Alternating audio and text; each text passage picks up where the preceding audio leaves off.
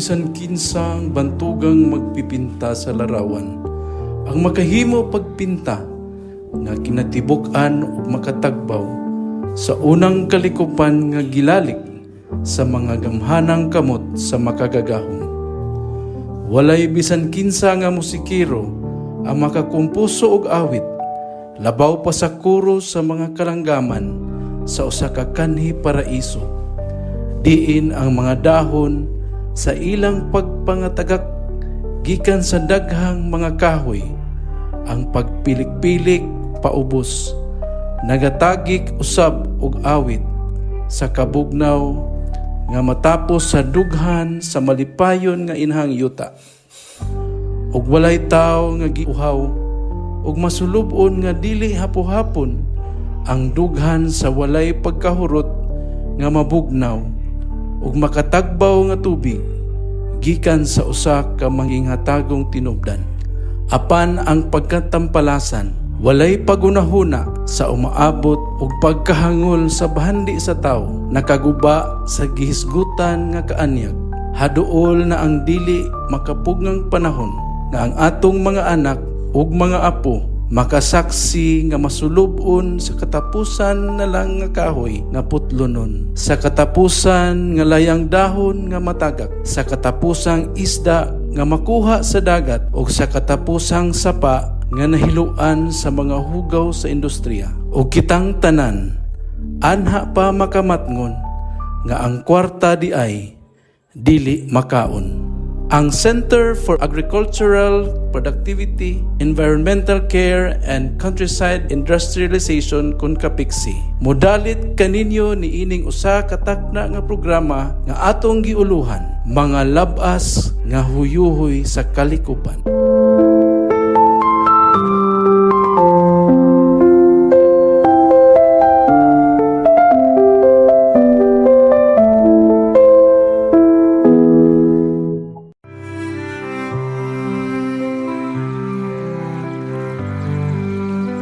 O Diyos, pinakalabaw nga magmando sa tibuok kalibutan, ug agalon sa mga kaugmaon sa katawhan, ug mga kanasuran, pagagiyahi kami sa among pagbugtaw, ug pagkaon, ug ubang mga panginahanglan sa among mga kaigsuunang katawhan.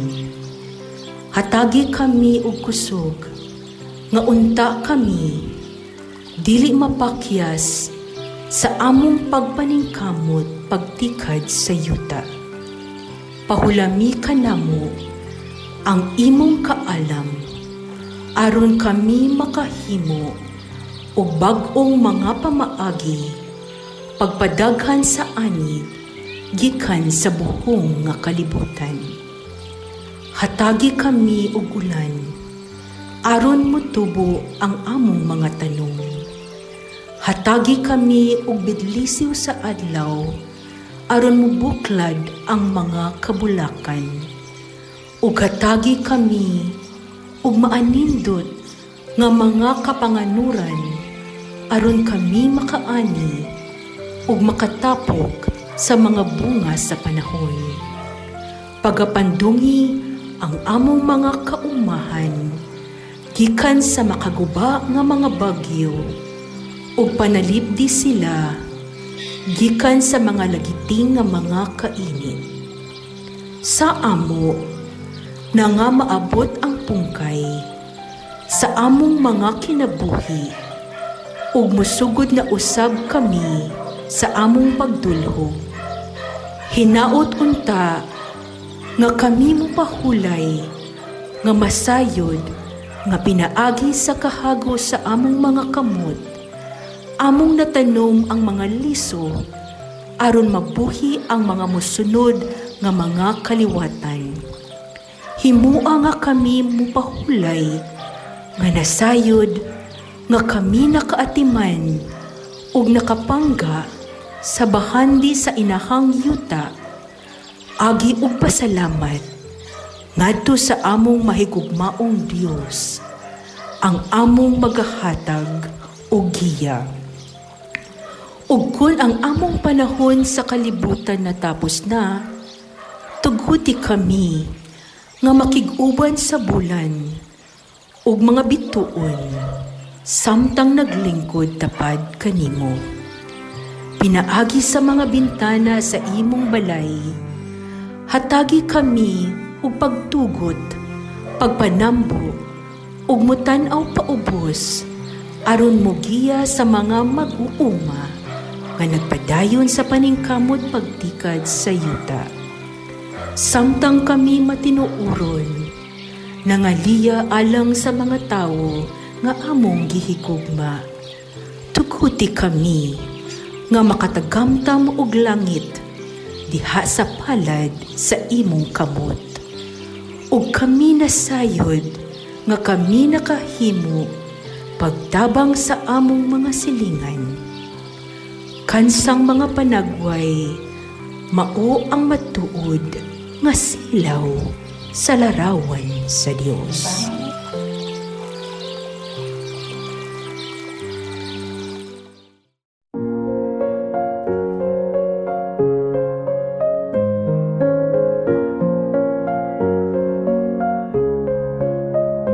In the heart of our land, where the rivers flow, MOLIFHAI stands strong with a mission to grow. With hearts of gold, we lead with care. For the people we serve, our love we share. Oh MOLIFHAI, we stand as one. In justice and peace, our work is never done. With fairness and strength, we protect the weak. Uplifting lives is the change we seek. Through the sacred tenets, we find our way. In the light of truth, we shall not sway. Fairness and justice, equality for all. In the spirit of unity, we heed the call. Oh MOLIFHAI, we stand as one. In justice and peace, our work is never done. With fairness and strength, we protect the weak. Uplifting lives is the change we seek. Peaceful protection we give with grace. In every heart we find a sacred place. Families we uplift, their lives we defend. As responsible citizens, on us they depend. From the mountains high to the valleys deep, our mission of love we proudly keep. For the sick and the oppressed, we take a stand. MOLIFHAI's touch felt across the land. Oh MOLIFHAI, we stand as one. In justice and peace, our work is never done. With fairness and strength, we protect the weak. Uplifting lives is the change we seek. In the spirit of the Datu, we lead with might. Guided by love in the darkest night. MOLIFHAI forever, in our hearts you'll stay. A beacon of hope showing the way. Mayong buntag ka natong tanan, nalaputa ni lain natong hugna sa atong programang mga labas nga Huyuhoy sa Kalikupan. So, ang atong topic karon mo ning what are the uses of fluoride in toothpaste and what are the harmful effects of fluoride to our brain, to human brain. So, but before that, pasalamatan nato atong mga sponsors ning mga maong sumusunod. Una, 7-star soy sauce nagipanagiya ni Dr. Roy Sasam. Ug mahimo ni siyang makontak kung naa mo mga orders o mga kinahanglang pangutana sa numerong 0917-507-8793. Ikaduha na tong sponsors maoning Atomic Toilet Bowl Cleaner and Tiles Cleaner nga gipanag-iya ni Dr. Maria Elisa Batukan. Mahimo siyang makontak usab ninyo sa 0917-775-5885. So, ay katulong sponsors maoning Breast nga makontak nimo sa numerong 0955-195-1327. Ikapat nga sponsors mo ni Newmin nga gipanag-iya ni Dr. Christian Sodario. Mahimo ni himo siyang makontak sa 0918-516-4125. Ikaapat nga sponsors maoning Suday. Ang suday mo ni gamit pagpadako o pagpalambo sa ato ang mga baboy. So, kini gipanag-iya ni Dr. Marlon L. Saison nga mahimo nimo makontak sa 0923-365-5734. Ikaw na mo nga sponsors mo ang Laurential Boarding Houses nga gipanag-iya ni Dr. Laura Ares o Gurini Ares. Kini kung naamoy panginahanglan sa inyong mga bata kung nasa syudad, kini nyo makontak o kini nahimutang sa labangon. So mahimo nimo magkontak kung na magpa-reservation mo na nianing numero nga 0998-562-06218. Ikapito nga sponsors mo ning CG Carl Industry nga gipanag-iya ni Dr. Edward Campaner. Mahimo niyo siyang makontak sa 0918-911-9801. So, ang ikawalo, maoning atong sponsors mo ang kusina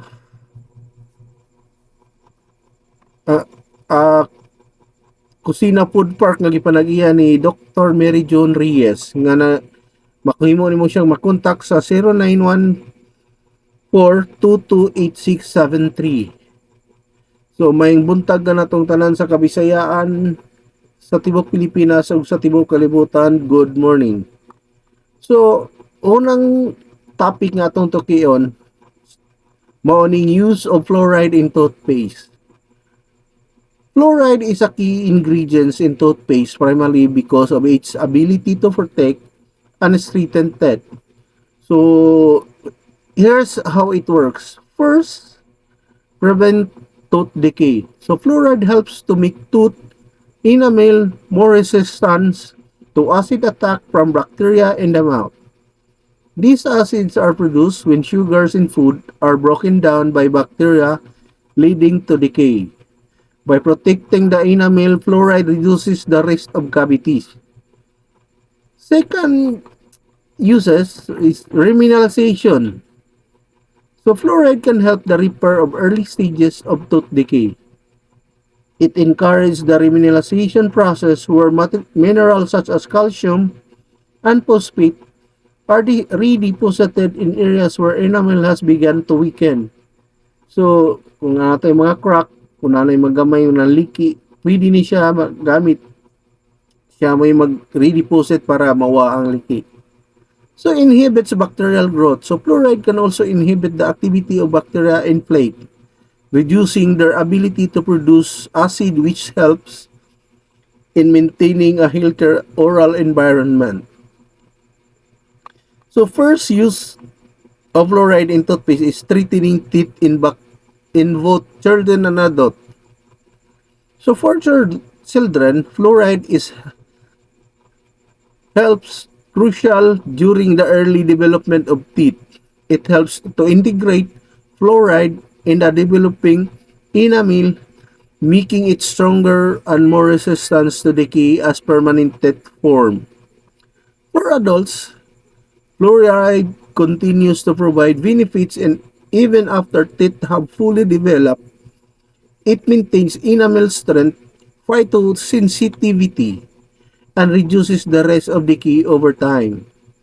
So, second uses of fluoride in toothpaste is preventing and reversing early tooth decay. When tooth decay begins, small lesions or white spots can form where minerals in the enamel have started to break down. Fluoride helps it the mineralization of this area, effectively stopping the progression of cavities at any early stage. Third uses is reducing tooth sensitivity. Toothpaste with fluoride can help reduce the tooth sensitivity by strengthening the enamel and forming protective barrier around exposed dentin. The layer beneath the enamel, so this is dentin, which is often responsible for sensitivity to hot, cold, or sweet substances. The fourth uses of fluoride in the toothpaste is cost-effective oral health prevention. Fluoride is widely regarded as one of the most effective and affordable methods of preventing tooth decay. It's expensive and easily incorporated in daily dental hygiene routine through toothpaste, mouthwashes, and even public water fluoridation programs in many areas. The fifth uses are combat acid foods and drinks. Modern diets, which often include acidic foods and beverages like sodas, citrus fruits, and wine, can erode tooth enamel over time.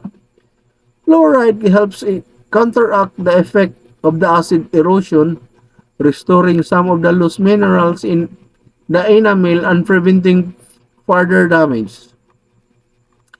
The six uses of fluoride in the brain is support from scientific research. So, decade of research support the safety and effectiveness of fluoride in preventing dental decay. The American Dental Associations, or ADA, World Health Organization, and other health organizations recommended fluoride as an essential part of oral care due to its significant public health benefits. Next is topical versus systemic fluoride. Topical fluoride, this includes the fluoride in toothpaste, mouth rinses, and professional treatment applied by dentists. It's straightened teeth after they have erupted. Systemic fluoride, this refers to fluoride consumed through water or dietary sources which benefits teeth both before and after they erupt. During their development phase, next uses is optimal use. Fluoride toothpaste should be used properly to gain its benefits. Adults are recommended to use a pea-sized amount of fluoride toothpaste, while children under 6 should use a smaller amount, usually a grain or rice size. So to prevent swallowing excess fluoride, which can lead to dental fluorosis, a cosmetic condition affecting the appearance of the teeth. So, in summary, fluoride in toothpaste plays a multifaceted role in maintaining oral health by strengthening enamel, preventing decay, and supporting the remineralization of teeth. It serves as critical element in dental care for people of all ages. So these are just the first what we call uses of fluoride in toothpaste that we are using daily. So any kind of toothpaste, any brand. So it differs only on the brand name and the concentration of fluoride in its product. So to continue, we are going to discuss what are the harmful effects of fluoride in human brain. Fluoride, while beneficial for dental health, has been a subject of debate regarding its potential harmful effects, particularly on the human brain. Most of the concern stem from a study that suggests high level of fluoride exposure may have negative effects on cognitive development, brain health. Here's an overview of potential harmful effects of fluoride on the brain. First, the neurodevelopmental impact in children. Some studies, particularly from areas with naturally high fluoride levels in drinking water, have suggested that excessive fluoride exposures during early childhood may be associated with lower IQ scores and impaired cognitive functions. A well-cited study published in The Lancet classified fluoride as potential neurotoxin based on evidence that link high fluoride exposure to reduce cognitive development in children. These studies have led to concern about the safety of high fluoride level during the critical periods of brain development. Second is fluoride and brain functions. Animal studies have indicated that high levels of fluoride might lead to changes in brain function. For example, some studies on rats have found that high fluoride exposures can lead to impaired learning and memory, altered neurotransmitter levels, increased oxidative stress, and inflammation in the brain. Although these studies involves much higher doses of fluoride than typically encountered by humans, they raise concerns about the long-term effect of excessive fluoride intake on brain health. The third effects on pineal glands. The pineal gland, a small gland in the brain that regulate sleep-wake cycle by producing the hormone melatonin, tends to accumulate fluoride. Some researchers have speculated that fluoride accumulation in the pineal gland may interfere with its functions, potentially affecting sleep patterns and other hormonal processes.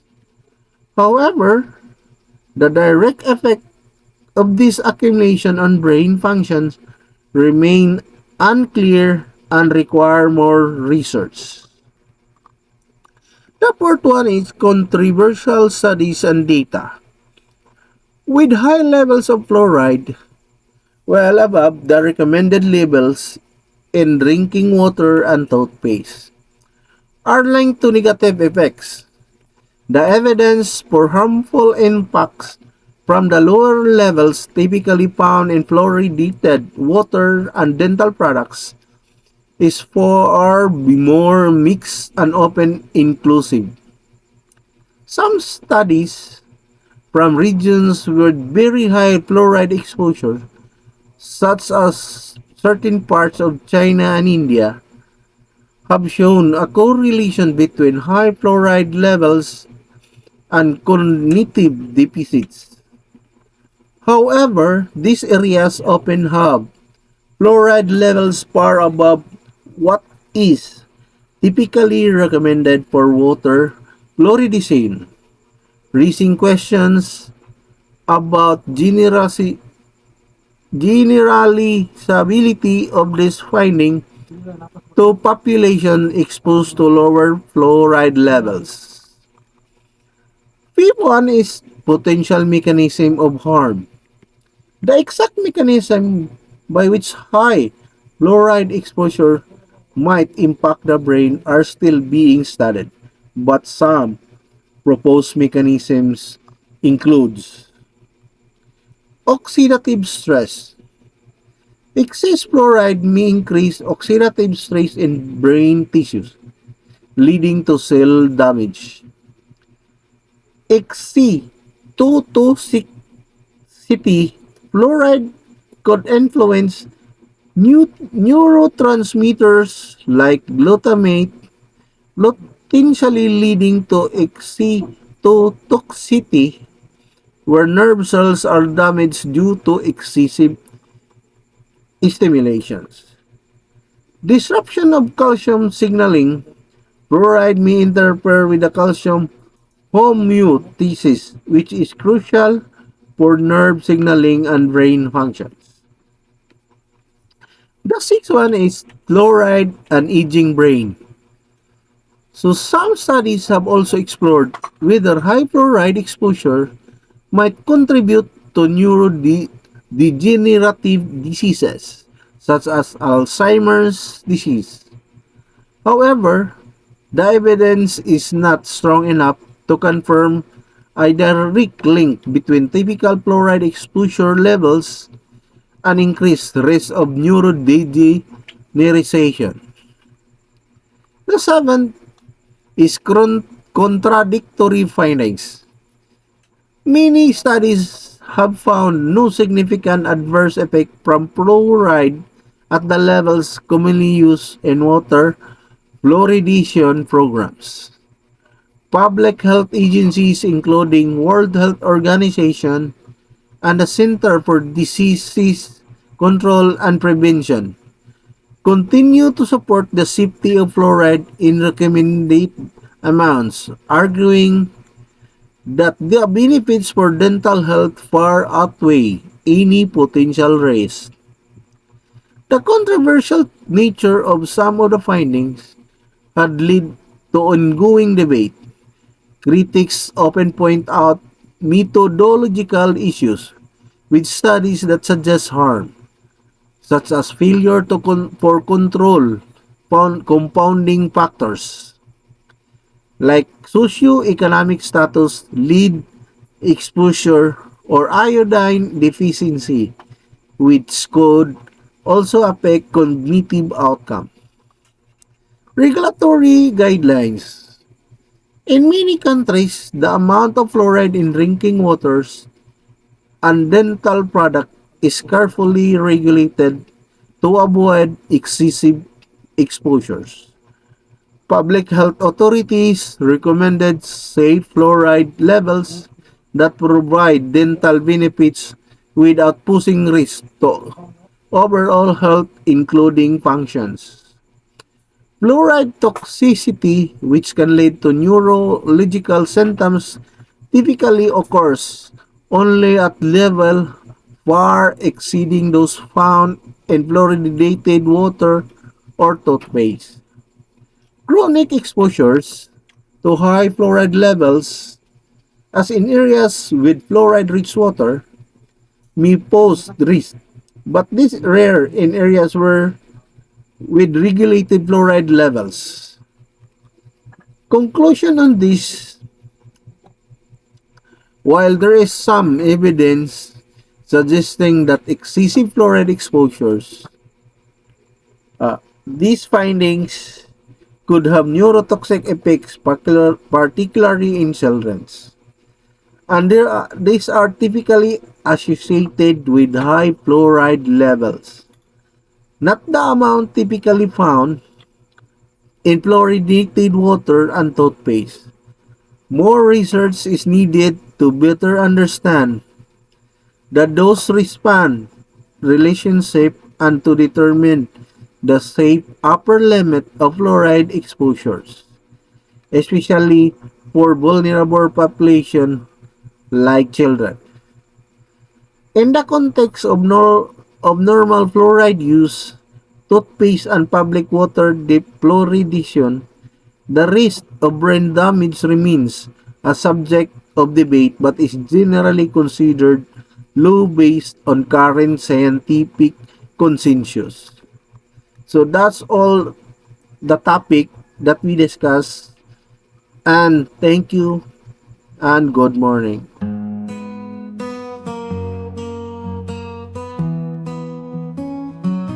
In days gone by, the earth was lush and green, but humans forgot what the earth had been. They took and they tore without a second glance. The balance was broken by a careless dance. But we are MOLIFHAI, with a mission so clear, to heal the earth and keep it dear, with Roger leading and doctors by his side. But nice with wisdom, our guide, our pride. We saw the world changing, the forests burned, the rivers polluted, as lessons weren't learned. But in our hearts, we knew the call to change our mindset, to save it all, our pride. So we are MOLIFHAI, with a mission so clear, to heal the earth and keep it dear, with Roger leading and doctors by his side. But nice with wisdom, our guide, our pride. Doctors of the earth, we stand as one. Roger, doctors by nice, our work's never done. We teach and we guide, with knowledge in hand, to leave a legacy to protect this land. We tell the world it's time to change, to hand over the earth, not rearrange. To future generations, we'll pass the key to a world restored, to live wild and free. Yes, we are MOLIFHAI, with a mission so clear, to heal the earth and keep it dear, with Roger leading and doctors by his side. But nice with wisdom, our guide, our pride. Together we rise, with knowledge and might, for the earth's future we'll stand and fight. MOLIFHAI unites, with a purpose grand, to heal the earth and take a stand.